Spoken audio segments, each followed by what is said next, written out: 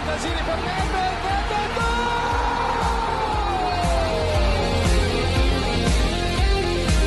Pirlo, la conclusione in rete, Andrea Pirlo, un gol pazzesco!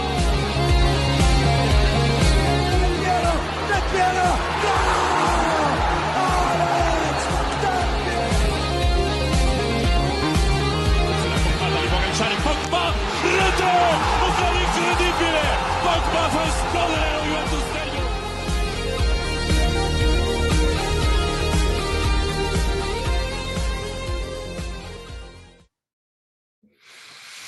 Hello and welcome everybody to episode 345 of the Turin Giants podcast. My name is Zach, and of course I'm joined by my friend Frederic after the 3-0 defeat against Atalanta in the Coppa. As many of you longtime listeners of Turin Giants will know, after a defeat, we sort of do our therapy session, processing what happened and how we feel about it. Frederic, are you ready to lay down on the soft, velvety couch and talk about your feelings today after this defeat? I think we'll have to. The defeat hit me a bit harder than I expected it to because I was counting on it, but we'll get into that later on. I think you and I picked a defeat. Again, and Kevin, Farhad, other members of our team, and Beppe all picked a victory, if I'm not mistaken. So I don't think either of us are surprised by this, but the defeat on paper does look quite bad, 3-0. It is a competition that we are out of, maybe the likeliest competition where we would have won a trophy this year. And we're going to take some time today to talk about the following matters. First, the starting 11, because it was different from what was in a lot of the papers. The tactics deployed on the pitch, certainly for the first 75 minutes before everything went to shit. Missed chances. You can't talk about this game without talking about missed opportunities, missed chances, and a lack of execution in the final third. We're going to look at some players, notably Jeremy Boga's a substitution, whether we blame Bremer for two of those goals, as well as Locatelli's influence on the game and in set pieces. And then we're going to finish with maybe the opinion I see differing the most and amongst the chat of whether we care, whether we really care. I mean, nobody wants to lose, but whether we are are we gonna just brush this game off and move on, or whether this is something that's going to mar this team as a sort of a mark against them in the coming days and weeks. So that's what the schedule looks like today. Before we get into it, we got to do our housekeeping. This is a live show, so everybody in chat, there's many of you already. Large Boo, Azamandius, Del Piero, Osama, Mitch, Unholy Fun, Arjdata, scrolling up because I don't want Luca, because I don't want to miss anybody, Ahmad, EA, Dut, Peepo, It's Sick. Wow, there's a lot of y'all. Thank you for participating. Everyone else watching, feel free to participate. These therapy sessions are better when you do. For those listening after the fact on Apple Podcast, Spotify, Google Play, we appreciate you. Put your thoughts in the comments. And as always, folks, liking, subscribe, following, 5-starring, and the like is immensely important to us. And if you want to support us, you can go to turnandgiants.com, look at our hoodies, our t-shirts, like the Scoop shirt that I'm wearing right now, and some other things. We have a lot of fun with those. We enjoy wearing them, as you can see, and that is one way. If you'd like to support us, you can. Frederic, is there anything you'd like to add to our housekeeping matters before we jump into the game? No, I'd say if you can buy it, it helps us tremendously. We're not paid. We need to get some funds in to keep the lights on in this place. Figure of speech, of course. And it would help us immensely, and would also be super cool to see people wearing arts and dance designs. So Yeah. Well, yeah, you get it posted on social media. We'll all share. We all want we view you as as sort of a Juve part of our Juve family, and so we want to be as engaged with y'all as possible. Well, speaking of engagement, let's get into it. I'm going to start with the starting 11. I think it's important to note that when I made my predictions in advance of yesterday's episode with Beppe, with the understanding that we'd see starts from players like Cabal and Coop Miners against an Atalanta side that was going to play their maybe strongest 11. We saw that from Atalanta, but we did not see that from Juventus. I took it as a clear signal, Frederic, that Spalletti in starting Loka Taram and starting sort of our normal, a relatively normal defense. You just insert Gatti, but no Cabal, as a desire to win this game by putting out players that we thought he was going to rest. Is that what you interpreted it as? Well, I have two views on that. The first is indeed that he wanted to win this game because it's still a cup, and Juventus supporters have been really negative about Italia for a number of years now because, well, we have a lot of them, I think 15 or something.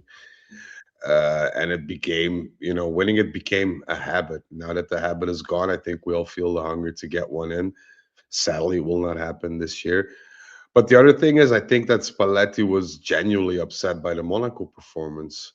You could tell from his body language and whatever that he didn't like it one bit. And I think he kind of lost a bit of faith in that rotating scheme that he had in mind, because I think that he just knows that if he rotates 70% of the team, we lose 70% of our strength as well. And so I think he wasn't as comfortable in doing that, which is, in hindsight, not the best decision. Is given the outcome, I mean. Yeah, given the outcome, you would have started Odzic and Zagrova. You would start of everybody. But at the same time, for much of the game, that 3-0, it kind of misrepresents the flow, or at least the influence that Juventus had, because I'll claim here that for 75 minutes, Juventus was the better team. They created a lot more chances, they were a lot more dangerous, but for the penalty, and we'll talk about that in just a second, Atalanta offered almost nothing going forward. And I think actually with the players that Spalletti chose, he was also extremely intelligent with the tactics that he had.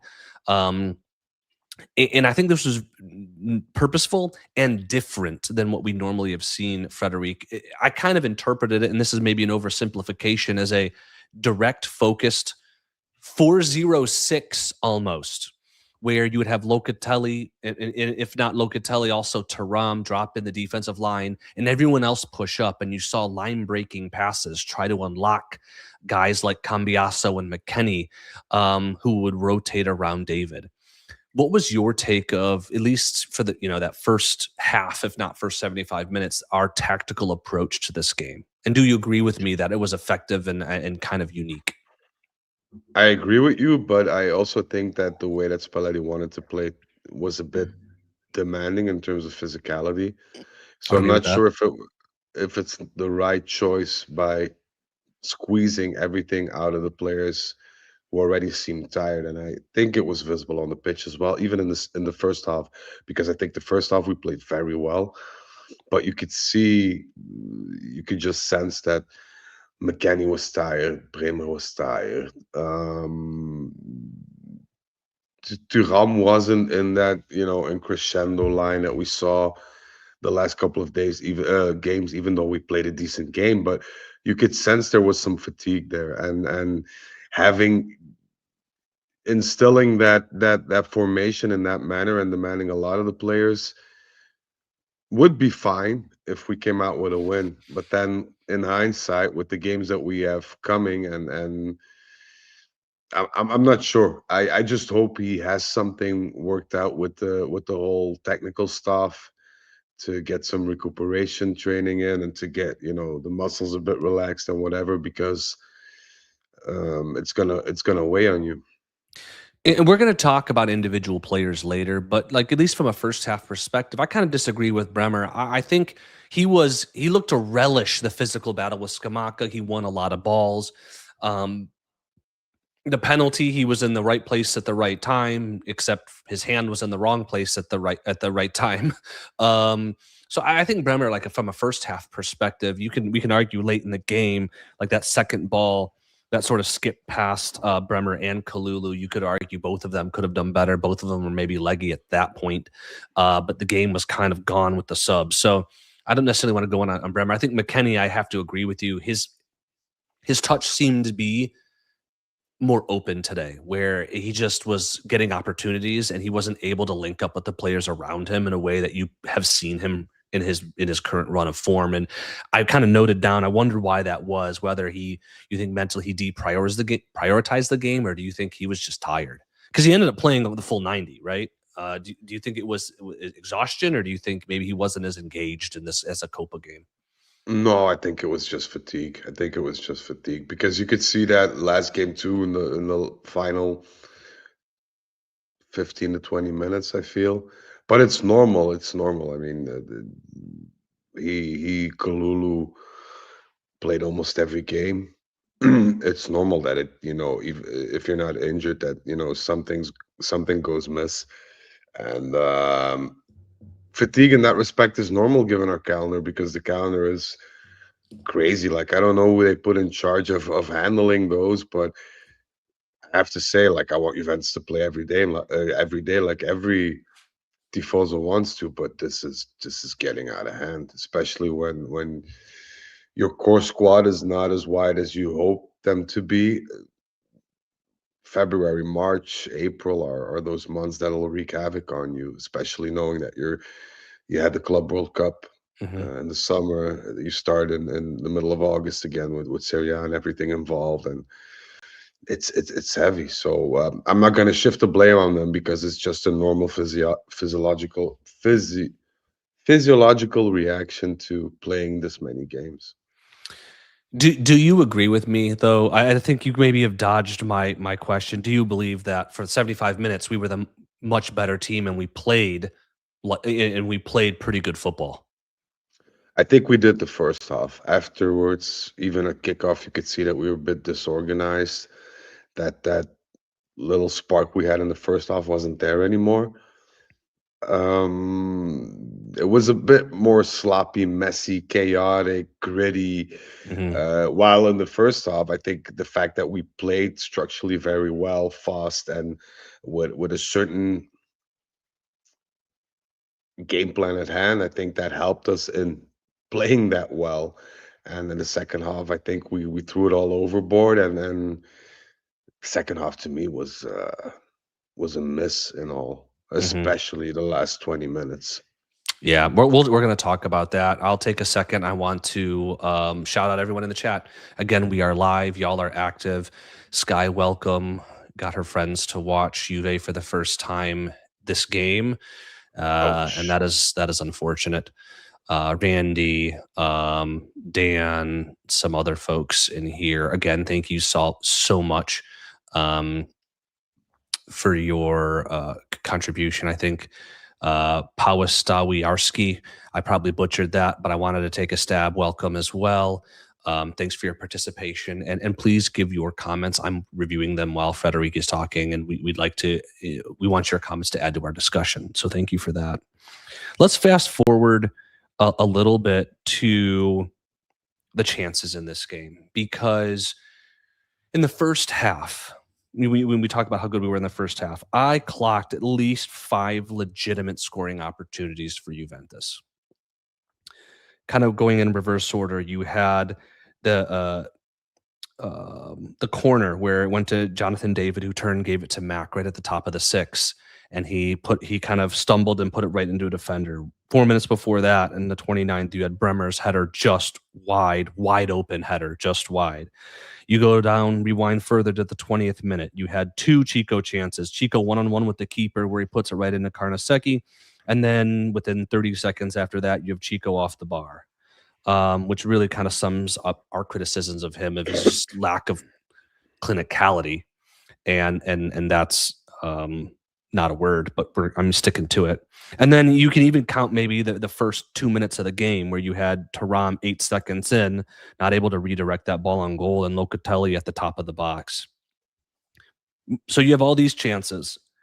And then Ederson innocuously pokes a ball at the corner of the box into nobody.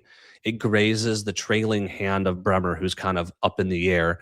And by the letter of the law, that's a penalty, right? Are you going into halftime pissed off at the team for these wasted chances, or are you going in saying, "Guys, we've been the better team. Let's go, let's build on that and come out in the second half with the right attitude"? If I was Spalletti, I'd say let's pick it up where we left off.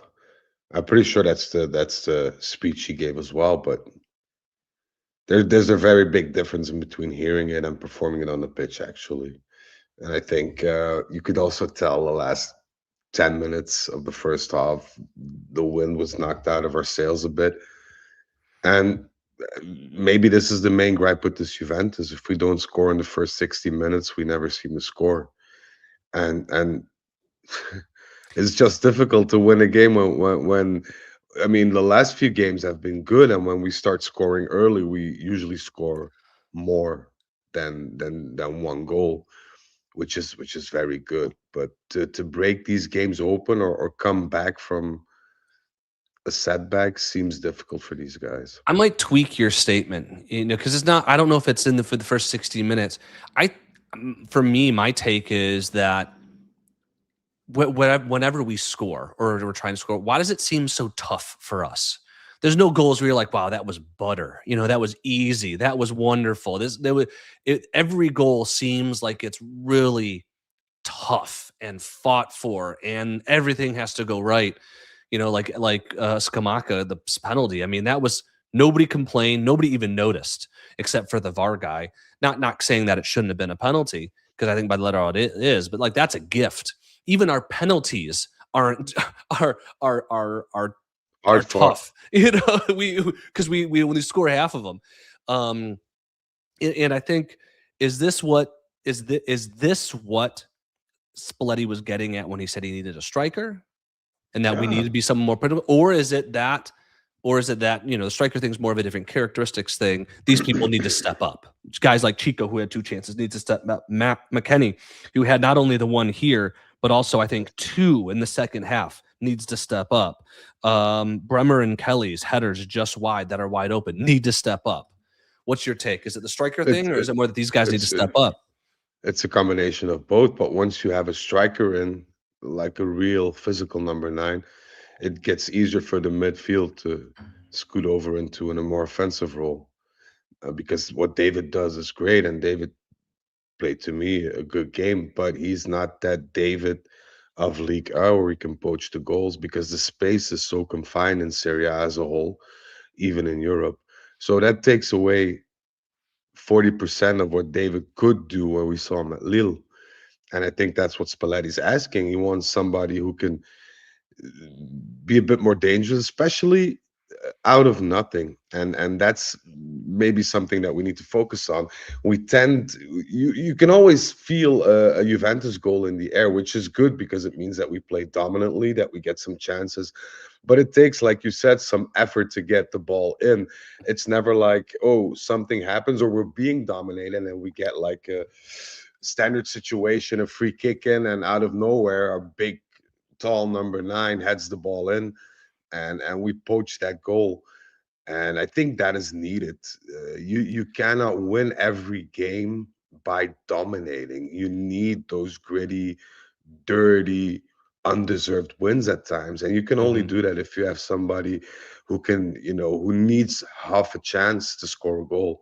And I think that's the gripe, because David needs a lot of chances to score. Conceição needs a lot of even Yildiz, needs at times a lot of opportunities or shots on goal in order to get a goal in, which is not a bad thing. But in games like these, if you have somebody who can just, get a ball in from half a chance, or a ball that just falls right out of the air. Yeah. I mean, Mitch says here, and I have it on the screen, that if we had Skamaka on our team, he would have had a hat trick. And I think one notable thing, like if you compare Skamaka, 6'5" striker, to say Vlahovic, if we had Vlahovic in today's game, I don't think he would have scored a hat trick. I think one notable difference of Skamaka and a guy like Vlahovic is Skamaka is actually pretty good in possession. He can play with his back to goal. He can do the build-up play, but he's also the physical presence that David isn't. So he's more of a complete striker in that regard. And I think that's maybe more so what Splutty was talking about, and getting in a guy like Mateta and Nesri. I think both of them are sort of a poor man's complete striker, to be honest. But I can't disagree with what Mitch said here, considering the characteristics of the aforementioned strikers. Yeah, and the thing is, because when David plays good, we say he plays good. We come out and say it. There's no hate towards David. We were a bit negative about him in the beginning, but the fact of the matter is, David has to execute and perform the roles of three strikers. Yeah, He needs that's somebody. tough. He needs to be the guy you can pivot around, who can maintain possession while the midfielders move into attack. He needs to be the guy with clinical finishing. And they also demand of him that he has to be more physical or win more aerial duels, which is never going to happen Well, because that's not going to happen. But hold on, let me push back. I mean, we're talking a lot about David, and we're comparing him to Skamaka and stuff. But let's look at it. I got my notepad here, tons of notes about the game, and we see McKennie, who whiffs on the Boga cross. I'm going reverse chronological order. You have Kelly wide open header missed. You have David giving it to McKennie, who turns and shoot, his back to goal, turns and snap shots it wide of the goal. Should have done better. You have Jonathan David and McKennie again at the top of the 6 in the 33rd. Again, Bremer heading wide. The two Chico chances in the first of the 2 minutes. Of those 1, 2, 3, 4, 5, 6, 7, 8 legitimate scoring chances, any of those could have easily been in the net. 0 of them were Jonathan David's fault. And you might say, I guess the question is, are you saying that's the problem? Jonathan David needs to be on the end of these. Jonathan David should have had 3 assists. Is sort of my argument. Like, these guys need to step up. There's no excuse that Kelly and Bremer can't head the ball into the net, considering how open they were. McKennie, in his form, having 3 chances, should have scored on one of them easily. Chico needs to be more clinical. Of course, he hasn't been, and he wasn't again today. So is this a story of Jonathan David not being the striker, or the team not finishing? The team not fit. That's what I mean, because Jonathan David performs or does what he can do, but he can be both. He can be the guy who turns in assist after assist and scores himself. I mean, it's one or the other. So in along that line of the build-up and the eventual finishing, something goes wrong, and there's where you need that physical number 9, especially with a player like David, because physical number 9 paired with David, in my opinion, if you play a 4-4-2, not this hybrid version, but the basic 4-4-2, I think that would do wonders, especially if you see the run of form Locatelli's having. Having somebody who can head crosses in as well as makes you offensively 20% better. So we're going to revert back to our scoop episode where we were a bit critical about that, but I think it turns out that we were right, that this is something, maybe the first priority, that needs to be dealt with in the summer. Yeah. I will say this, though, and this is kind of a crazy stat that I looked at it. Jonathan David actually has a higher goal contribution per 90 than Yildiz does, which after the first bit of his season was surprising to me. I think the story of that is how even our best players are inefficient. Like, we need to be scoring as a team. Or just we're going to have games like today. We're going to have games like Cagliari. We're going to have games like Lecce. The same can be said, for Yildiz as well. He's a very good player, but if he's not in the game, he's not in the game. There's that level of consistency that we as a team lack, which ultimately, to me, comes down to quality, because Yildiz is a young player, still in development. He's going to learn how to dose his movements, Mhm. his trickery, his shooting momentum, his time management. That's just a learning curve. Mhm. But everything else comes down to basic quality. And you have a lot of players in other teams who have certain qualities that you as a coach can take advantage of. And now it's a bit of a makeshift thing because Spalletti didn't choose the players, didn't have a preparation with them. He Mhm. was handed them at the end of October and see what you can do. And then everybody, including Spalletti, hopes for those small tweaks in January, especially because you're at that point you were still in three competitions. And we're still kind of disappointed in that respect. Yeah. Let's well, real quick. I kind of assume I'll kind of put out my conclusion. Do you have any objection or issue with the penalty against Bremer? In the sense, the rules were followed by the letter, but that doesn't make them correct because, Well, yeah. I mean, what I meant yeah, to say, I what I mean, meant to say is from the letter of the law. Do we have any objection I don't to? know if they would have gave us that penalty, to be honest. Like that's something that's still in the back of my mind. I don't know if it was the other way around, if we would receive it. That's an entire different matter. But according to the letter of law, it was a penalty. But what I can't stand is people that make these rules, and I've played a bit of football myself. You move your arms to keep your balance, especially when running. And you could see that Bremer was in a running movement at that time. Yeah. And And I it don't was a know how you great, it was the guys would. lightest graze. I mean, it did touch. It seemed clear from my feed that it touched, and even nobody objected to it. Even the commentator was like, "This is one of those situations where it makes you rethink the rule." But Yeah, the rule, whether we like the rule or not, it was followed, right? it was followed. And it's, shame on us as well, because prior to that, we had 4 or 5 open chances. Well, I mean, that's what If we you were talking score, about. Yeah, if yeah, you yeah, score half of them, then it's just, you go in half time with a 2-1 lead, and it's a completely different game. So yeah, yeah, yeah. this is the thing that Spalletti's harping on about. Like Mhm. when these things happen, and they do happen, we're basically screwed. We have no alternative or no other option to turn these games around then. And David is a real good player. Coming back to David here, but it's very easy as a defender at times to defend against David because he'll fall back into that not final third of the pitch. So if I you disagree just, with you. Finish your point, then I'm going to disagree with you. in terms of him being dangerous in the box, he has a lot of good qualities, but he's not that type of player because he needs to execute a lot of different things, and he chooses the thing that helps the team most now is holding up the ball, getting those fast short passes in. But you as a defender, trying to get him away from the goal, that task for you as a defender is made a lot more easier because he tends to do that himself already naturally in order to help the team. So it's no surprise that he can pop up in the box and poach a goal because he's working to get the players around him to move and to find space for Mhm. them. If you then at the end point have those players who fail in concluding scoring a goal, then you're very neutral as a team. Then you're very toothless.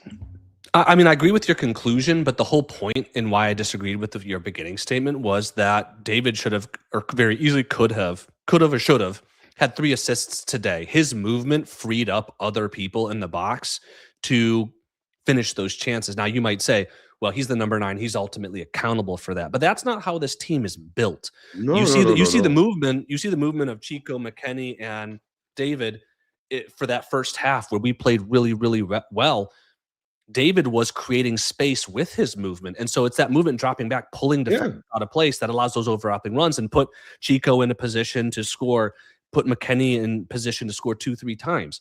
So, and but when they that's don't, you might say, well, David needs to do better. I think like it goes back to you're no. asking David to do 3 different roles. I mean, at some point we have to accept that It's he's equal parts distributor and poacher. And today he it's was more distributor. exactly it's exactly that what I mean. So we are over expecting things of David while we're overlooking the majority of faults that the other people in the team Hmm. put on the pitch. This Hmm. is because if you try to prevent David from scoring, you can do that more easily as a defender, as opposed to a really target man, a real number 9, a real poacher who's more physical, who's more present in the box. That's not David's type of play. So as a defender, in that aspect, you have an easier job at hand. However, if you say, and rightfully so, that he could have gotten 3 assists today, that's also true. But if the guy at the end of the pass doesn't finish off the chance, then you're back at square one. And that's our biggest issue. That's our biggest issue. We're always getting back to that square one, and we never seem to make that final push or having that momentum, which enables us to take a lead and build on that. If we do, we do it well. If we get the lead, we play the lead out handsomely. But it's getting to that lead that's always so tiring and so forced in a sense. I feel. Can we talk about Kolo's question real quick? We love Kolo. Thanks for joining, everyone. If for some reason you don't subscribe to his wonderful content, please do so. He also designed this shirt, so thanks, Dan. And his OnlyFans is awesome. His OnlyFans is fantastic. He's a handsome bastard. It's expensive, but it's worth it. We're just starting shit about Dan, and he's not here to defend himself. You kind of alluded to the answer to this question, but if Dusan gets back to fitness, what do you think about maybe a 4-2-4? Maybe it lines up like a 4-2-3-1 with David at the 10, but a 4-2-4 with Dusan and David. Do you think that works? On paper, yes, but I can't see Dusan playing a game for us anymore. I think it would be risky for him to come back from injury and then risk injury again. I think you might want to say he needs to prove that he can bang in goals. I think it'd be risky, but I'm going to take the opposing side. Say he does come back. He wants to show that he's still got it. He can bang in goals. Dusan said all along that he prefers a strike partner. That was a big issue with him and the Serbian national team versus Juventus. And because he has no touch, he's got cinder blocks for feet, and he's not really very good in the air, he needs somebody near him to do all of the work. And David is exactly that player. So I think that if we do see David and Dusan together, they could really be an effective strike partner. I think so too. Maybe not Vlahovic, but the type of player that Vlahovic is kind of a poacher, even though he has the physicality, but he doesn't know what to do with it, because he'll never win an aerial duel if he's clinging on for dear life in that respect. But alongside David, who does the dirty work for him and makes room for Vlahovic in order to receive that pass. And that's what Vlahovic does best. Without stopping the ball, without hesitating, just shoot the ball in the damn net. And you can see by the goals he scored, it's always that one-touch finishing move that he has, where he runs into space, he gets that deep through ball in, and he finishes it off. And that's also on us, because we have utilized Vlahovic wrong. I'm not saying Vlahovic is a top-class striker, but the way Tudor and Mota used him.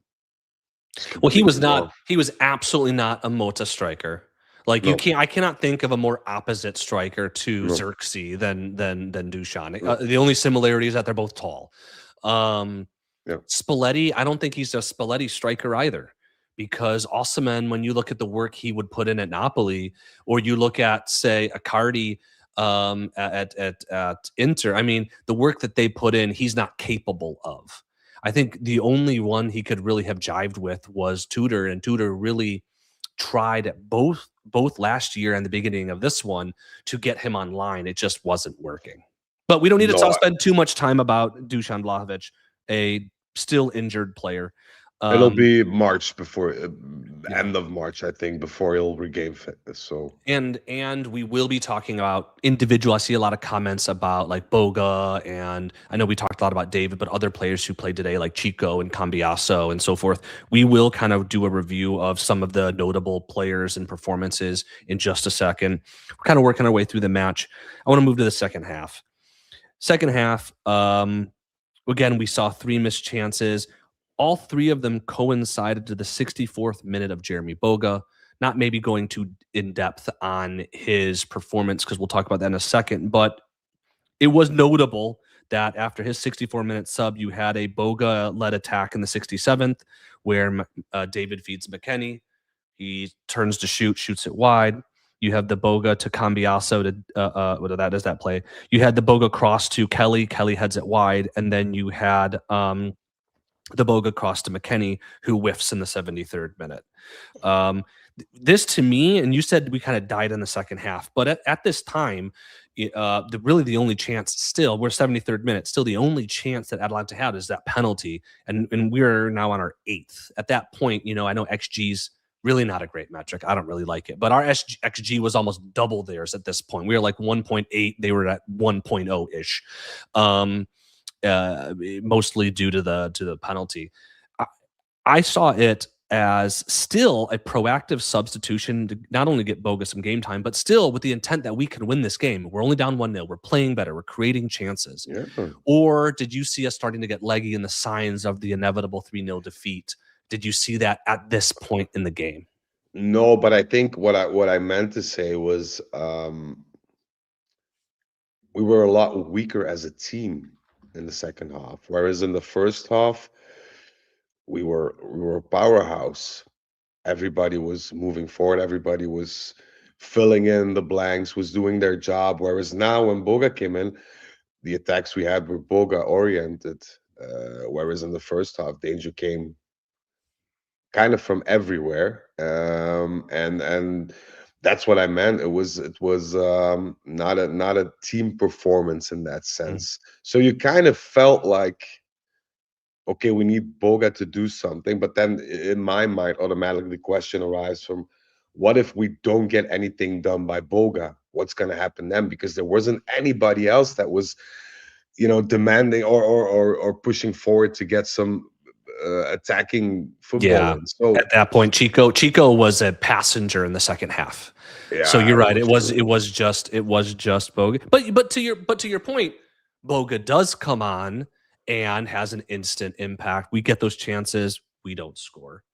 Now, before we get into the 74-minute sub, the which is the moment where the game really changes, in my opinion. And I want to talk to you about those subs and what's going through Spalletti's mindset at that. There's two things I want to address. One, Pinu's question here. Was this Boga's game, or was today just adrenaline? First game for Juventus, first game returning to his old stomping ground at Atalanta. My take is this is how Jeremy Boga plays. For my memory serves correct from Sassuolo and from Atalanta. This is his game. He is very Jagrova and Chico-like, just from the left wing, causing chaos. Unlike them, he's 4 or 7 years older. He's more mature. He understands situations more, and he's able to affect the game in ways that these other players haven't, because they haven't been playing in Italy as long. That was my take on this question, Federico. Perfect. And I might add, when Boga played in Italy, you could see him progressing season after season. He got that maturity in, he got that vision in, he got that sense of teamwork in as well, because in the beginning he was very individual, scissors and show and whatever, kind of the Zagrova type. And then he gradually, fitted into the player that he is now.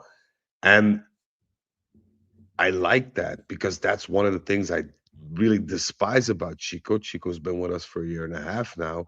There's not an ounce of improvement in his game. Yeah, Whereas it's a regression. Regression, right? He's not even producing goals and assists. So I kind of like that, and this was typical Boga, coming in, creating chaos with a clear overview. He knows what he's doing, and getting those types of moments in where he's linking up with a lot of players, even though they only trained for like 1 or 2 sessions. To me, is promising, because Boga's somebody, and not a lot of people know that, but Boga actually prefers to play on the right side at times, depending on the formation. He said that in an interview somewhere.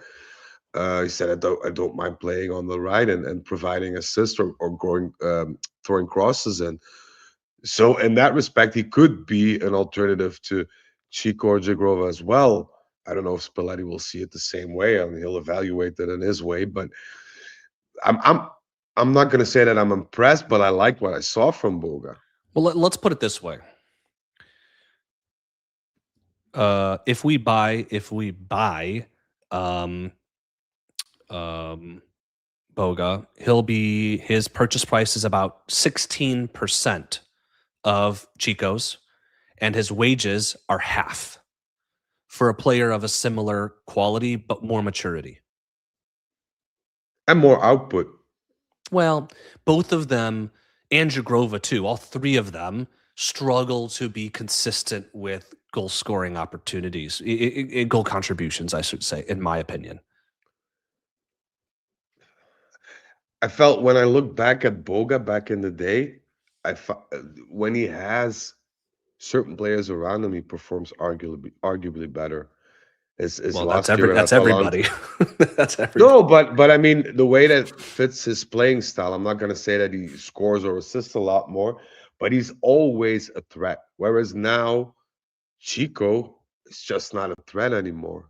Like the first thing Yeah. you need to do in order to become a threat, there's where Chico completely misses the ball already. So for me, it's an upgrade. It's I'll an say upgrade, but I'll say this to Mitch. Mitch says, "Calma, we only saw 20 minutes." I mean, not really. I mean, today, yes, but I mean, I'm talking. We saw him seize, 5 years in Serie A, Sassuolo, and Atalanta. I mean, there's a 29-year-old player. You have, a body of work to pull from. I mean, this Boga's at 29. His game is his game. We've seen it a lot, and that's what I'm pulling from when in part when I describe his game and its contribution today. The financial aspect is just objective, like from a cost comparison. but It's not even even that close. is positive. It's positive. Mhm. Like it just fits. You don't expect for Boga to alter the Juventus future and be the guy that scores 20 goals and 10 assists a year, but that's not why you got him. You got him to be dangerous. You brought him to bring a bit of chaos in. You brought Mhm. him to have Yildiz rest a bit, and he could be a valid alternative, especially in games like these. Because next season, when you go out to play Cagliari, but you have Real Madrid after Yeah. 2 days, maybe in the Champions League, then it makes sense to start a Boga instead of a Yildiz. If he was So match fit, I would have expected him to start today. Exactly to your point. Let's yeah, move on. The other thing I want to discuss before we get to the subs in the 74th minute is that in the 58th minute, Cambiaso got a loving hug in the box, and there were penalty shouts. was Frederic. that step on foot incident? I think. No. He was in the box. He was Yeah, addressed it. I but think he collected it off his head. There, the defender was on him like this. The question is, and Large Boo, I try to scroll up because he had asked us to talk explicitly about it, and I'm not seeing it right now. I'll just seeing Cola laughing at our comment on his OnlyFans. So sorry, I can't find the comment. But Large Boo asked about that incident. Was that a penalty to you? not to me. And this is something that Spalletti warned him that I know for sure about the way that he plays, because often at times he pulls a quadrado and just gets on the ground even though there's little to no contact and stays rolling on the floor for a minute and a half. He needs to stop doing that. You know that you're small. You know that when a large 6 foot defender bumps into you, you'll probably fly over the ad boards. That's the nature of a game. That's not going to change. So what you need to do is be quicker than him Mhm. and get the ball past him and make that run for it, and then you can be dangerous. And then if a defender comes after you and makes a Mhm. foul or something that looks like a foul at full velocity, you'll have more chance of winning those fouls. But Yeah. the way he's playing now with that stop start, not sure what to do, in the end, it's not going to help you. You need to have that breakaway action where you can either be dangerous by pulling a sprint or getting past that defender and feeding it into the box, or you get fouled and you take advantage of that foul. But what he's doing now is of no use, and He just tried to back Conceição, down. He just tried to back down a much larger man. Ahmad, Alex, Mitch say no pen. You say no pen. I say no pen. The defender was very handsy. But unless there's a actual pulling or pushing motion, I don't think I've ever seen that called. It was too light, and if you Yeah. spend like the majority of the game already with every duel that you encounter by laying on the grass, then of course the ref's not going to give it to you, and that's the type of maturity and common sense that Chico doesn't have, that Cambiaso doesn't have. These are the things the details that sometimes decide a winner or loss. Yeah. All right. So we addressed those two. I really want your opinion on this. 74th minute. We're down 1-0. We had just created 3 chances in 4 minutes through Jeremy Boga, and Spalletti's choice to bring us back is to sub off David and Locatelli. Now, just would you put Locatelli and David as one of our top? We'll talk top performers later, but would you generally put them as one of our two of our better performers today? Yeah, that's the guys he takes off them, and he puts on Coop, and he gives Holm a debut. 2 questions. First, is that, and this one's a quick one, is that a sub that sparks joy in terms of getting back into the game? And relatedly, is this where everything broke? Because, just for the record, we had with the Boga for Gotti sub, we went to a 4-2-3-1 from a 3-4-2-1 where we started the game. This sub reverted us to a 3-4-2-1 with Holm at right wing back and McKennie as our center forward. Take it away, Frederic. I think that Spalletti, with all his experience, at that point realized we're not going through. We're not going. So I'm going to damage control the shit out of this game. I'm going to get my 2 most determinating players out and hope, even though it's an idle hope, but hope that the guys that I bring in can do something. If not, meh. I think Spalletti at that time knew that, we had these opportunities. We didn't score. Doesn't look like we're going to score either. And at that point, I might add, Atalanta was still running. Like you saw De Ketelaere and that left wing back going up and down like crazy. They weren't tired. So Spalletti probably already knew that we're going to run into a counter at some point, and it's going to be done. So I think this was purely damage control. Even though he might have expected something, because you put Holm in because it's against his ex-team as well. So you're hoping for that extra spark, that extra motivation. Coop too. Yeah, Koopmeiners is the same, even though the result is what it is. But you kind of hope. I think Spalletti has done everything he can do with a certain type of player like Koopmeiners, and all he can do now is pray and hope for that switch. He did everything he can do. It's up to the player, and he'll give him a few minutes here and there in the hopes of him getting back to his former self. We all know that's not going to happen, but he has the responsibility to do so because it's an investment worth 60 million. Mm-hmm. So I think he wants to not be blamed at the end for, hey, you didn't let Koopmeiners play, you didn't give him a chance. How can we see if he'll get better if he doesn't get to play? I mean, it's not easy for Spalletti either, right? You have to manage. You have to manage Coop expectations, management's expectations, your own expectations, because believe it or not, on the training field, consistently, Koopmeiners is the best player we have. I'll die on this hill. I've seen it. I've heard it. It's what he does in training is amazing. And once he enters the pitch on game day, he short circuits. Is that Spalletti's fault? No. Is that Coop's fault? Maybe not even his fault. Well, it's partially his fault. I mean, whether it's a mental block or something, I mean, he's the one playing at the end of the day, right? Yeah, I know, but it's not something, like you break your leg, you know where the issue is, you fix your leg, you're good to go. Mm-hmm. This is something completely different and deeper. But there comes a point where you have to say enough is enough.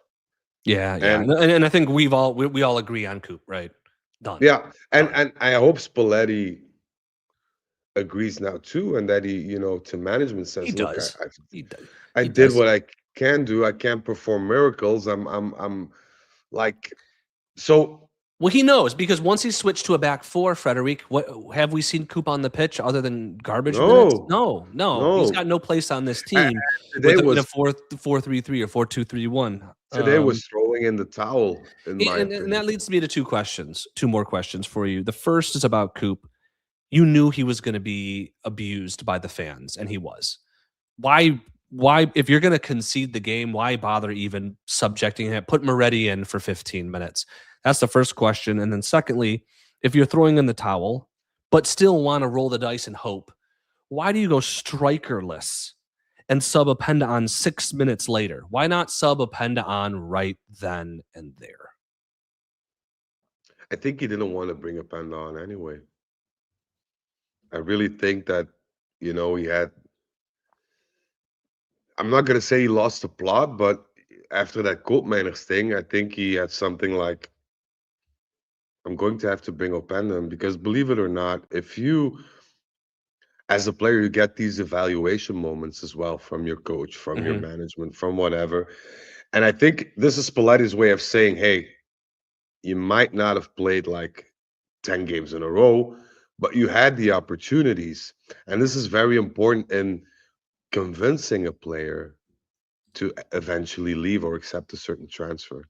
Because if you're a Panda and you're making what he's making, and you're in your first season, and somebody comes knocking at your door from Juventus management in July and says, "Well, Lois, we'd like to ask you to leave. Fenerbahce wants you. I don't know." Then you're like, "No, I'm good.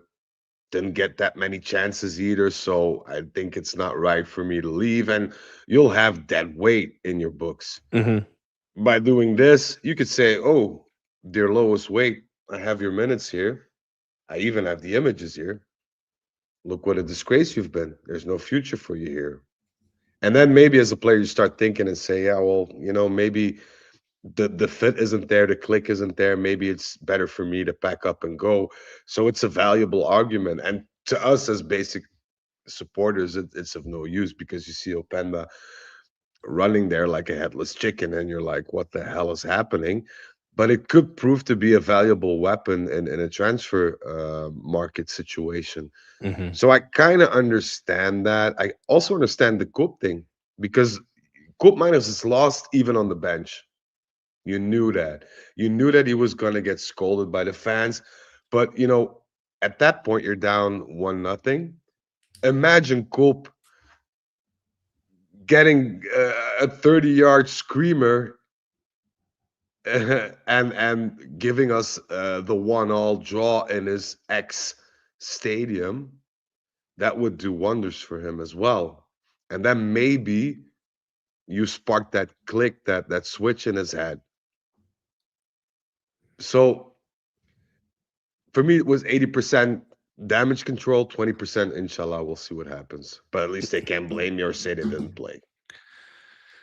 From what I've seen from chat, and I'm moving on. So, needless to say, the subs blow up our team, fiddling with the tactics. They get two goals.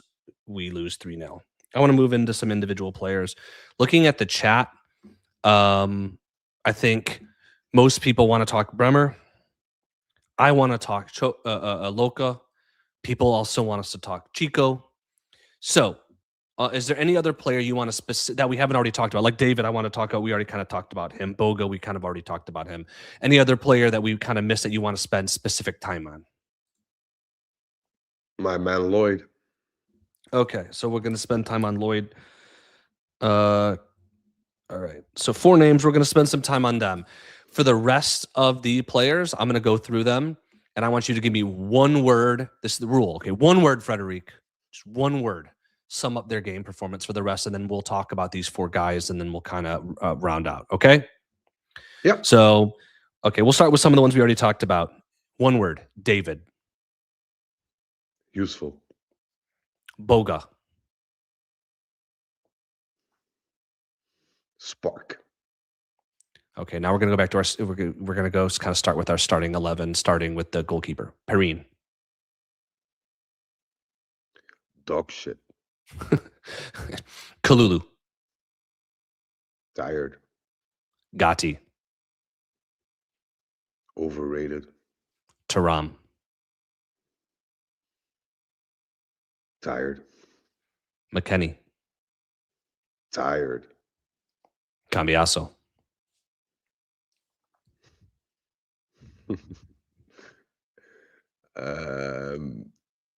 I'll have you know it was his pass that led to this counterattack for the second goal. I know. Cambiaso was Cambiaso. Dog shit is one word. No, it is one word. Is it not? We'll consider it one. Coop. Hopeless. Holm. Meh. Openda.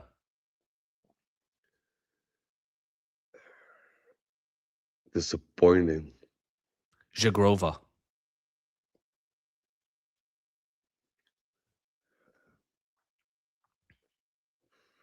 Bland. All right, that's one word's associations or ratings with Frederic. I think the one that I might disagree with is Holm. It's TBD. He got had like 2 touches in a game that was gone. So we'll see that's on why him. I don't want to be mad. nah. I mean, it wasn't good. It wasn't bad. It was just not enough to evaluate him on. So Large Boo objects to dog shit being accepted. I apologize. I also agree with Mitch that Cambiaso was hardly the problem today, though he did have his normal brain fart moment leading to that second goal. All right, Frederic, who may or may not be frozen on my screen. I'm looking at something. Dog shit is one word. Okay. I thought he was looking Just at Colo's. I thought he was looking at Colo's OnlyFans again. Not yet. I'll save that for later. Later, okay. Well, it is late for you. It's midnight. It's midnight, but let's talk. Later. Let's talk about the positive players first, because I think both of us are going to give Loca and Kelly a good review for their game performance. I'll take Locatelli because I like him and we know how you feel about him. You take Lloyd Kelly because we know how you feel about him. No, we'll switch because everybody keeps saying that I'm a Loca hater. I'm not a Loca hater. Okay, I like this. All right. Rain praise on Il Capitano. Luka did what he's been doing for the last couple of months now, and that's playing faster, playing with overview, and playing vertically.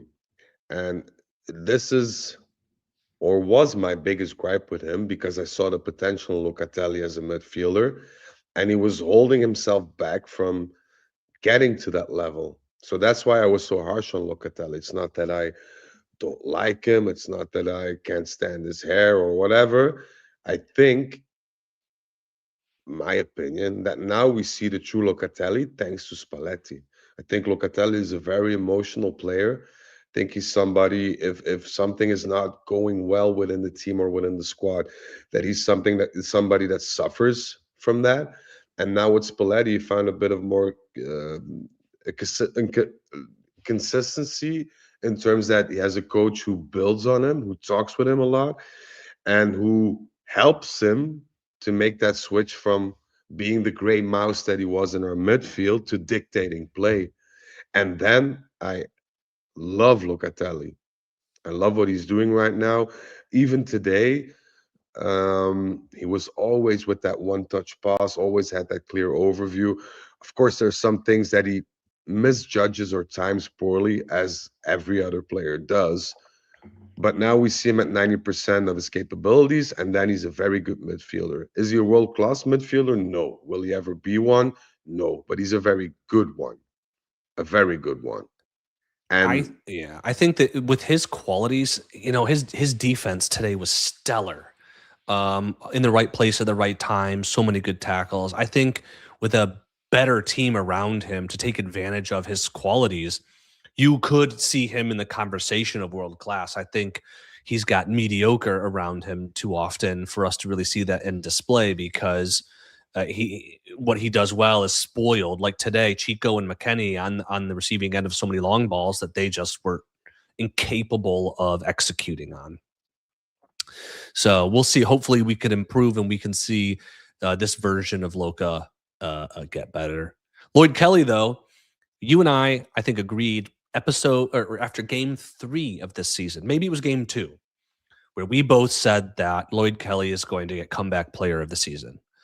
Yep. We lauded Lloyd's off-season work, his mentality, and now we sit here on Ronaldo, Carlo Tevez, my father's birthday in February, and we say that Congrats. that Lloyd Kelly is maybe our best, if not definitely our best defender. I think. But I'm trying to find it. Yeah, Mitch says that a couple games in a row he's been better than Bremer, and his consistent run of consistent form never seems to end. Long may it continue. Knocking on wood. I'd like to also add one thing, and this is something that really I love in a defender. You see Kelly, no matter the result, no matter what the scoreboard says or the game flow that's being dictated, first minute, 90th minute, the passion, the mentality is still the same. It doesn't change. Like there's never a moment where he says like, "Oh, we're up 3-0. I'm a chill. Let him." No, doesn't happen. We're down 3-0. He's still scrambling for balls against the Ketelar, is still trying. So this is something I love, that never die attitude. And if we had several key players with that mentality, we would be competing for Scudetto right now. Give me a Lloyd Kelly in midfield and give me a Lloyd Kelly as a forward in all aspects, and ratioed, if you know what I mean. I think you see that. I think you see that in Kalulu. I think you see that in Bremer. Now we're going to talk about Bremer in a second. We think we see that in Locatelli. I think you see that in Yildiz, though Yildiz still has that immaturity where he floats in and out of games. You see that in McKennie.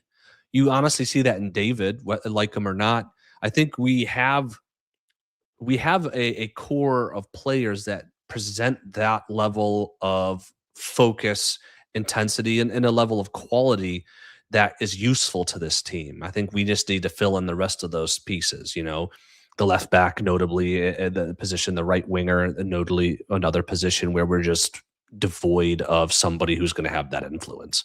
But We need absent them, you have guys like Lloyd Kelly who are becoming a pillar in our team of consistency. Some people might say, you keep saying the same refrain, but I think with how bad he was last year, and I will heavily object to anyone saying that he was anything other than bad last year. He was horrible. But to see him be able to make the switch mentally and physically to be what he is this year is just it needs to be praised, because it's so different. It's so much more improved, and he deserves all the praise coming his way. There is a nice backstory I have, if we have the time for that, about Kelly. All right. Well, let's hit it quick because I want to hear it, but let's be quick about it. Short story. When he spent the whole summer in Turin, as we know, and his wife or girlfriend at the time flew in, flew out. Some days she stayed, some days she didn't. And what he did every 2 days, he got a taxi from his residence. I don't know where he lives.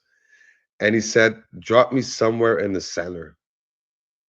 Just drop me off somewhere in the center. I'll find my way back. So he navigated through Turin, got to know Turin, the people, the stores, or where you eat, or what you do basically as a tourist. But he really spent his time to discover the city, the little trades, the parts of the city, which I like, because they're, at the end of the day, they're millionaires. They could say, hey, my girlfriend's coming, we're gonna do something nice, we're just gonna hit Louis Vuitton and then get back and then have a Michelin star meal. But it wasn't like that. He spent his time like navigating the city.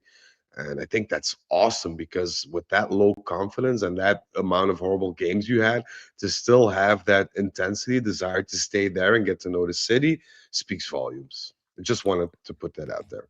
It does. It absolutely does. And it's really a study in psychology. I mean, you can't, we were talking about Coop earlier. what a stark difference in mentality between Coop Miners, who came to us on the top of the world, and Kelly, who came to us and was 2 words apparently, dog shit. And now we see where they they see where they are today. It's really cool to see from a Kelly perspective. Let's get to I don't know if we need to say much about Chico. Is it really just more of the same, Frederic? Is it really just more of the same? Is not very good in between the boxes and is unlike last year, simply not converting his chances. Is that it? I think it's time to say goodbye. He just joined us. Just talk like Openda and Chico, both 40 million purchases, both I think they're 5th and 6th or 4th and 5th highest earners on our team. Pre Yildiz extension. Like these are super high earning players. So they're super a problem. Expensive player. Yeah, but how do you get rid of them? Well, that's up to Kamoli. I don't get paid to get rid of those players or bring players in, but I hope he can. Well, Kamoli better be a genie because I don't know how else you're going to make it happen. If Spalletti can't revitalize a player in the time that he had, and I said the same about Jagrova. I predicted Jagrova should be match fit in February, end of January. I'd sell them both, Mitch.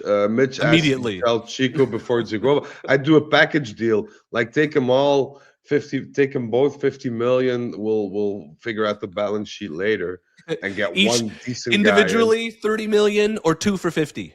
Yeah, something like that. I don't know what needs to happen, but something's got to give because this is that weight financially, but also for the team because you could see the team losing confidence in Chico. Last year, you had that spark that Chico brought, and they would.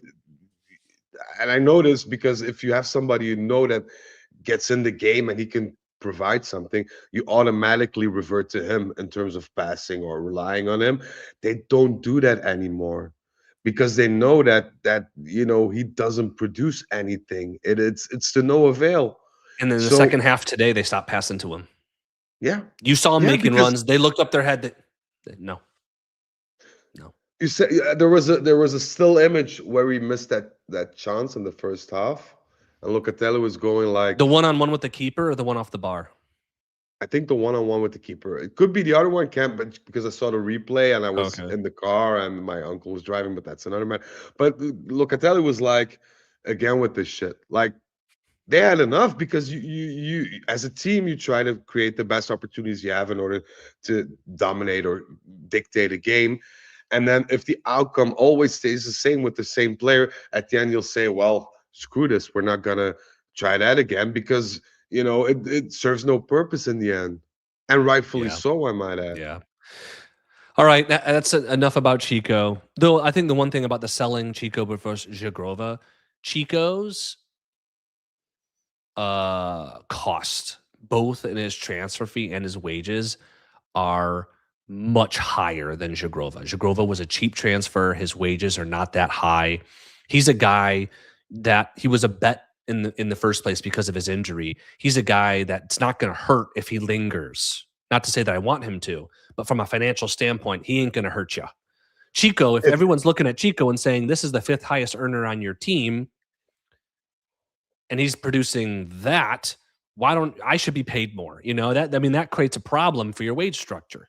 Yeah, and as opposed to Chico, if Jagrova gets match fit at the end of the season or whenever, and he plays 3 very good games where he scores or hands out assists, and you want to sell him, you'll find somebody to buy him for 30 to 40 million easily.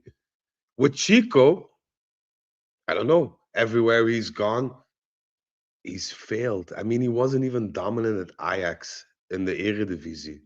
I saw him play live against, I think it was Utrecht. If you can't even make a difference against Utrecht, what business do you have with playing for Juventus? With all due respect, but let's end with what a lot of people asked us to talk about, and that's Bremer. Okay, I think earlier somebody said Bremer was at fault for all 3 goals. Some people said Bremer had a really bad day. Bremer was not good today. Kelly was better than Bremer. Let's take a look at the goals. One, there's the penalty. Incidental brush of the trailing hand for the penalty. The second one, Cambiaso passes it right to Atalanta. Atalanta, I forget the player, but he dishes it to Bellanova, who crosses. The cross beats Bremer and Scamacca to then get to Kalulu, who was trailing Suleimana. And then Pasalic gets on the ball kind of over to the left side of the goal, or the right side from Pasalic's point of view, to slot home the third goal. Now, I think that Bremer did not have the greatest game in the world, but I don't blame these goals on him at all. What is your take on his performance today, and to what extent do you blame him for these goals? There are a couple of things we need to keep in mind, though. The first thing is he came back from 2 horrible injuries. I had the same injuries. I know what they feel like. I know what revalidation is like. I've been down that path. We thought, and I think we were touching wood when he got back, and we were thinking, maybe this is too soon. Gladly it wasn't, but it was pretty fast. And we were all counting on him because Bremer was a pillar for us. That being said, we said that a couple of episodes again, it's not the same Bremer we saw pre-injury. I don't think he'll ever be the same Bremer, because that injury for a football player is very hard to get past. Simple as that. Does it mean that he's going to be useless? No, he's still a very good defender. And Bremer also gets tired. He wasn't the sharpest knife in the drawer today, but he's also suffering from a bit of fatigue. You ship Rugani, and you have Gatti coming in. I mean, the fact that he started today was surprising to me, right? Oh, but Spalletti doesn't rate Gatti at all. Well, I know, but he played him anyways. You could have played Gatti over Bremer. Yeah. I know what you mean, but if you have to ship out Rugani on Rugani's request, because I saw a lot of hate on Juventus because why are we selling Rugani? When we renew him, it's not good. When we sell him, it's not good. It's never good. But Rugani wanted out. He wanted to play. Yeah. No, I mean, we might have needed the center back, but people forget the human element, right, Frederic? Yeah, exactly. And we saw what happened with Perin. Perin wanted to go to Genoa. We said, no, we can't find a backup keeper. Look at how he's playing. It affects you as a player. Perin is clearly somebody who doesn't want to be there anymore. So comparing them is like comparing apples and oranges in that respect. But Bremer is a very good defender. We will still be useful, but he's not the same defender as he was. So it would be very unfortunate for us to expect that of him. Be that as it may, like I said, he's still a pillar for us in defense. If you get Senesi, and you get a 40 million clause, because Bremer still has that clause for, I think it's 45 million or something along those lines, and he wants to leave, I'll be the first to open the Prosecco, because then you've done a good deal. You have a very good center back with a lot of experience who's free. You get him 40 to 45 million for a player that's not going to be the same player you actually signed due to that injury. You're dodging the question, though. You're dodging a lot of exposition, Frederic. Do you it blame wasn't him his for the fault. goals? No. I blame Cambiaso more, especially for the second one, where he pre-assisted. I think it was the Ketelaar. Whomever passed it to Bellanova. Bellanova, yeah. So, and the third goal. The third goal is, it's the end of the game. You lose that bit of fighting spirit in a sense. You get spaces that are left unattended. The ball goes between McKennie. No, I think it was Kelly's legs. Yeah, it even deflected a bit. So I'm not sure what Bremer could have done there. I blame. Well, it was the build-up. It was the build-up through the middle, and then it dishes out wide to Pasalic, who then puts it through the legs. I don't blame Kelly for that either. You know, I mean, if you blame anybody on that last one, you blame Kelly. But 2-0 in the 85th minute, where we have rando number 1 through 7 on the pitch. It was redundant anyway. It's 2-0, 3-0 doesn't change. I think that Bremer. I think there's a couple of things about Bremer. One, I don't blame him for any of the goals. Technically, if he is at fault for the handball, I mean, these types of handballs happen to everybody. So it's like, yes, he's at fault. I'm not gonna belabor the point. It's clear that his anticipation still isn't where it needs to be, and he's a step slow because of his injury. Because he's a step slow, his anticipation needs to be even better than it was to make up for the fact that it's going to take him an extra step to get there. And I think we're seeing a player in adjustment to figure out what this is. I don't think today or some of these other games have where they haven't gone against us, like Cagliari or whatever. If I blame Bremer for anything today, it's his header off goal 2 minutes after the penalty. You put that on goal. He's not fresh. He's tired. No, I get it. But that's anything. That's the only thing I would blame him for, if anything. Yeah, It's like not his defensive work. He was also, he was struggling a bit with Scamacca. Let's be real here. And Bremer is Scamacca's got 5 inches on. I mean, I know I'm using American measurements here, but he's a bigger dude, much bigger. Those are the type of duels Bremer usually excels at and likes. But you could see today that he was just a bit more tired than he was, and he played because we say Kalulu played a lot, but Bremer also did play a lot. So since he came back almost every minute. Yeah, I mean, it's gonna do him. I hope he doesn't get called up for the World Cup. I know he's 4th or 5th choice in the Brazilian squad. I hope he doesn't get called up. I hope he can use that off time to recuperate a bit, let his body rest a bit, see how his knee, reacts to a bit of rest, so we can have him fresh, or we can ship him out fresh for a hefty sum. It's one or the other. If you continue with Bremer next season, then you can expect him to ride out his contract. If you don't, and you get Senesi in, and Bremer says, I want a new experience, then it can backfire. But I don't think somebody will take him. Somebody will take him. Like, I'm not worried about that. If we get Senesi. Yeah, I just think we don't have to be too harsh on him. He's done miracles already this season. Random story about Bremer is I was in Rio de Janeiro's airport, and they have a Brazilian national team store there. You got the big names on the wall, the jerseys on the wall, and they also have a press where you can get a blank when you say, we only have like 4 players in here. Tell us who you want. We'll press it for you. And I asked him, what number is Gleison Bremer? Because I didn't know, and I didn't want to look it up. They had no idea who I was talking about. No idea who I was talking about. Like, who? I'm like, center back, Juventus. And they're like, don't know, bro. And so I'm like, do I bother Googling it? Nah. But that was kind of representative of his stature with the Brazilian national team. So that goes to your post-injury. That goes to your point, Frederick, that maybe he doesn't get called up. No, but he's also been a bit Europeanized in that sense. He's been playing here for a long time, doesn't have that link anymore to Brazil. He's also not one of the players that every chance that he gets, he jets off to Brazil. I mean, there's still that Brazilian feeling, but he's like... You say that, though, but like, for how long was Alex Sandro and Danilo starting defenders on Brazil's national team? I mean, a long time. They're both. I mean, they played for. Alex Sandro played at the during the Scudetto run for Juventus, and obviously Danilo played for a lot of big teams too.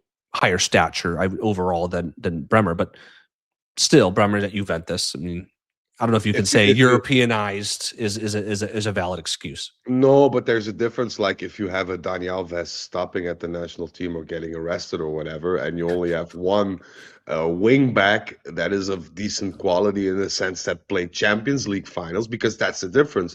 Alexandro played Champions League finals, semifinals in the glory days, whereas Bremer came in full reconstruction and hasn't got the chance to be on that big stage yet. So it's kind of normal, I think. All right, we're going to end with this. Antonio kind of touches on one is kind of what I wanted to end on. He says that he says this is the type of game that we just brush it off and we move on to Lazio. Don't worry about revenge for Atalanta. Not really annoyed that we lost, just that the scoreline doesn't justify how the game went. So my question to you, Frederic, is do you take Antonio's view that it's kind of a bummer, but in the grand scheme of things, you don't really care that we're out of the Copa. You don't really care that that there was 3-0 because it doesn't really justify how we played, and you're looking forward to focusing on the league and the Champions League. Or do you think this was, or do you want to stress that this was really bad? I think it's gonna be challenging mentally because you get knocked out of a competition and you weren't expecting to get knocked out. You were expecting to put up a decent fight, which didn't happen, especially not in the scoreline way of seeing things. So it's going to take some, pep talk for Spalletti to get the team back. In the grander scheme of things, you got more days off in April, where every competition gets decided. So that could be a positive thing. I'm not saying we're going to win the Champions League or anything, but a bit of rest won't do these guys any harm, I think. So am I pissed? Yeah, because I want to see trophies get lifted up. Am I not going to sleep tonight? Hell no. So it is what it is. We tried, but I think the main takeaway from today is we need in the summer a striker. My take is that I think Spalletti wanted to have his cake and eat it too. He wanted to move on. But he wanted to rest people. So he rests a couple people. Not enough to actually make meaningful rest for guys maybe like Kalulu or Kelly or Locatelli or David. He says go for it, and then we get bit in the butt because the players, I think, were caught with one foot, wanting to win, but one foot understanding that they didn't really care. And so instead of going all in to say, you know what, we're going to rotate, that's it, best of luck, gents, and then we lose, great, or play the starters and generally go for the win. And I think that Spalletti did not manage this game well with that in mind, which kind of goes against us. We didn't get the rest we needed in some key players, which kind of bothers me. And then we still get lit up. And so for me, I'm going to move on, but I think this was a poorly managed game in light of the schedule coming up, where this game and potentially the Lazio game are the only games we have out of like the next 7 where you can rest people. And it was not what I would have done today. I wouldn't have hedged because we know that the bench is weak. So you go half in, half out against an Atalanta team playing at home after a moral victory that they had, playing for 90 minutes down a man against Como. I don't want to be defeatist because I don't want to go into lose, but you have to think about the bigger picture. And I think that Spalletti hedged maybe too much. He should have either gone in or gone out with how he managed the squad. Do we want to know what Spalletti says after the game, or are we not bothered anymore? Well, give me the highlights, and then we'll end there. Yeah, it's going to be difficult because there's a lot of things, but he basically says, in money time, we were just not there. There are certain moments in the game where you have to grab the opportunities that are presented, and we didn't do that, but Atalanta did. So this is on us. Question was, do you think that the people who don't play that much have a lot to grow?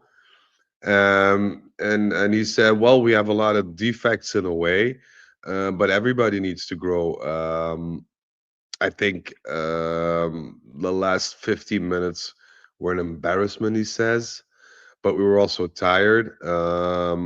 We did whatever we thought we needed to do, but we didn't do that with overview.